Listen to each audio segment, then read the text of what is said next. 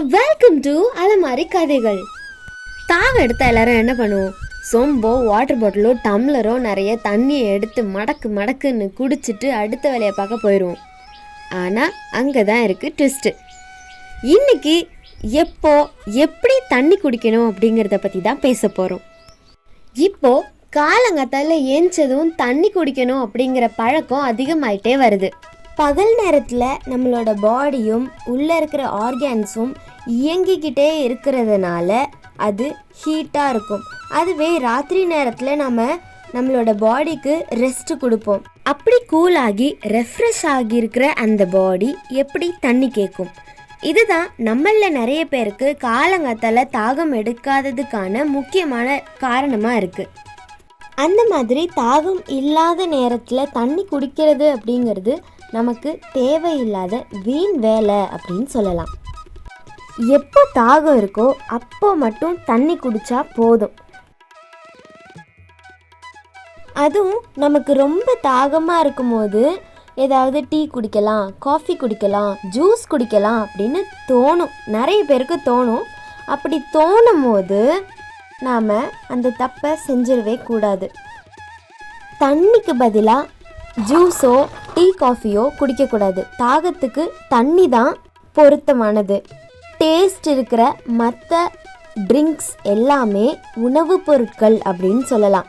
அதை தண்ணிக்கு ஆல்டர்னேட்டிவாக நம்ம யூஸ் பண்ணக்கூடாது. அதே போல் ரொம்ப பசியில் சாப்பாடு சாப்பிட்டுட்டு இருக்கும் போது தண்ணி குடிக்கக்கூடாது அப்படிங்கிறது நம்ம எல்லாருமே ஃபாலோ பண்ணுற ஒன்று. ஏன் அப்படின்னா, பசி இருக்கும் போது தாகம் வரதில்லை, தாகம் வரும்போது பசி வரதில்லை. ஆனால் இந்த ஒரு ரூல் நம்ம சாப்பிட்ற சாப்பாடுக்கு ஏற்ற மாதிரி மாறிக்கிட்டே இருக்கும். நம்ம சாப்பிட்ற சாப்பாடு ஒரு ஹீட்டான நேச்சரோட இருக்குது அப்படின்னாலும், இல்லை மசாலா பொருட்கள் ஆட் பண்ணியிருக்கிறதுனால நமக்கு தண்ணி தேவைப்படுற அவசியம் இருந்தாலோ நமக்கு தண்ணி குடிக்கிற மாதிரி ஒரு நிலை ஏற்படும். இல்லைங்க, பொதுவாக நம்ம எல்லோரும் ஃபாலோ பண்ணுற மாதிரி சாப்பிட்டுட்டு அரை மணி நேரம் கழிச்சு தாங்க நான் தண்ணி குடிப்பேன் அப்படின்னு நீங்கள் அவாய்ட் பண்ண வேண்டியது கிடையாது. இந்த மாதிரி ஜென்ரல் ரூலை விட நம்மளோட பாடியோட நீட் தான் ரொம்ப முக்கியம். சாப்பிடும் போது தண்ணி குடிக்கணும்னு தோணுச்சு, ரொம்ப தேவையாக இருக்குது அப்படின்னா நம்ம தாராளமாக கொஞ்சம் குடிக்கலாம், தப்பில்லை. அப்படி குடிக்கிறது இன்னும் டைஜஷனை ஈஸியாக்கும். தாகத்துக்கு தண்ணி குடிக்கும் போது நம்ம கவனிக்க வேண்டிய முக்கியமான விஷயம் அதோட குவான்டிட்டி, அளவு. நம்ம சாதாரணமாக தண்ணி குடிக்கும் போது ஒரு பெரிய பாட்டிலில் தண்ணி ஊற்றுற மாதிரி நம்மளோட உதடு படாமல் அண்ணாந்து குடிச்சிட்டே இருப்போம். ஊற்றிடுறோம் அப்படியே தண்ணியை உள்ள. இப்படி ஊற்றும் போது பாட்டிலில் ஃபில் ஆகிற மாதிரி நம்மளோட வயிற்றில் ஃபில் ஆகுது. அப்படி ஃபில் ஆகிற வரைக்கும் நம்ம குடிப்போம்னு வச்சுக்கோங்களேன். ஆனால் நம்ம பாடியோட தேவை எவ்வளவு அப்படிங்கிறத நம்ம எப்படி தெரிஞ்சுக்கலாம்? தண்ணி குடிக்கும் போது நம்மளோட உதடுகள் நனையிற மாதிரி வாய் வச்சு குடிக்கணும். அப்படி குடிக்கும் போது உடல் அதுக்கு தேவையான அளவு தண்ணி மட்டுமே உள்ளே அலோவ் பண்ணும்.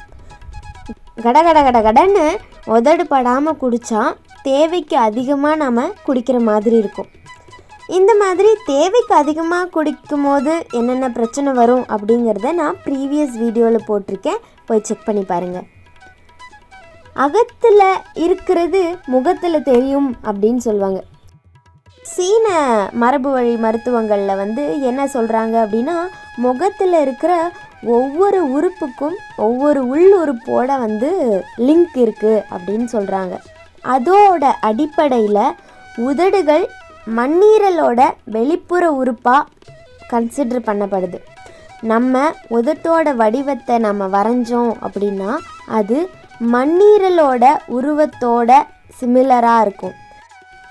அதனால் தண்ணி குடிக்கும் போது நம்மளோட உதடுகளில் நீர் பட்டு உள்ளே போகிறது மண்ணீரலையும் நம்மளோட முழு உடலையும் குளிர்ச்சியாக வச்சுக்கும். தண்ணி குடிக்கிறதுல இந்த ஒரு மாற்றத்தை நம்ம செஞ்சோம் அப்படின்னா உடலோட வாட்டர் பேலன்ஸ், அதாவது நீர் சமநிலையை எப்பவும் சரியாக வச்சுக்க, பேலன்ஸாக வச்சுக்க நமக்கு ஹெல்ப் பண்ணும். தண்ணியை எப்போ குடிக்கலாம், எந்த தண்ணி நல்லது அப்படிங்கிற தண்ணியை பற்றின இன்னும் பல சுவாரஸ்யமான தகவல்களுக்கு அடுத்த பதிவு வரைக்கும் காத்துருங்க. நன்றி. பிடிச்சிருந்தது அப்படின்னா லைக், ஷேர் அண்ட் சப்ஸ்கிரைப் பண்ணுங்கள். இது போல் இன்னும் நிறைய விஷயங்களை தெரிஞ்சுக்க அலமாரி கதைகளை சப்ஸ்கிரைப் பண்ணிக்கோங்க.